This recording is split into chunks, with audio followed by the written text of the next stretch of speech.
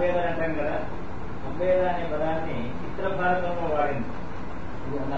అక్కువ అనే మాట అక్కువ, చాలా అక్కువ అన్నట్లో అక్కువ అంటాం చూడండి. అది తాళవాద కవుల యొక్క కీర్తనలో ఉన్నాయి. ఇట్లాగే అటికే అనే మాట, చిన్న మూతి కలిగినటువంటి ఉండ కదా, దాని ఏమంటాం గురికి లాంటిది. దాని అటికే అనే పదాన్ని మనకు రాఘవ హృదయంలో ఉంది. అట్లనే నువ్వు చెప్తే అట్లనే చేస్తలే అంటారు చూడండి, అట్లనే అనే పదం. తర్వాత ఇంగళం, తెలంగాణలో మహబూబ్నగర్ లో ఇంగళం అంటాం. తర్వాత నింగళం అని కూడా అంటారు కొంతమంది. ఆ విధంగా ప్రాచీన కావ్యాలలో తెలంగాణ మాటలు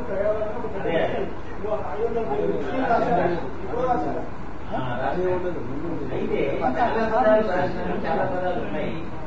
కానీ ఏం చేసిందంటే ప్రాచీన కవులు రాసిన రాతల్లో తెలంగాణ పదాలు ఉన్నాయి, తెలంగాణ మాండలికాలు ఉన్నాయి, తెలంగాణ వాటి మాట్లాడే పదాలు ఉన్నాయి. కానీ మనం రాసిన దాంట్లో ఆ పని చేయలేకపోయినాం చాలా వరకు కూడా. ఉదాహరణకు చూడండి, ఈ పదాలు నిజంగా ఉండాలి. అగడు అంటే ఆశ ఉందా? మనం రాసిన రచనలో ఉందా? లేదు. మనకంటే ప్రాచీనులే నయమని నేను చెప్తున్నాను ఈ సందర్భంగా. తర్వాత అటెంక మాట్లాడతాడే, అటెంక వస్తలే ఆ తర్వాత అనేదాన్ని. అంచుకు మనం అంచుకు పెట్టరా తింటామంటారు కదా, ఏమండి. తర్వాత ఎగుసం, వ్యవసాయం. తర్వాత కౌసు, మనకి కౌసు అంటే ఇష్టం, నాన్ వెజ్, మాంసం.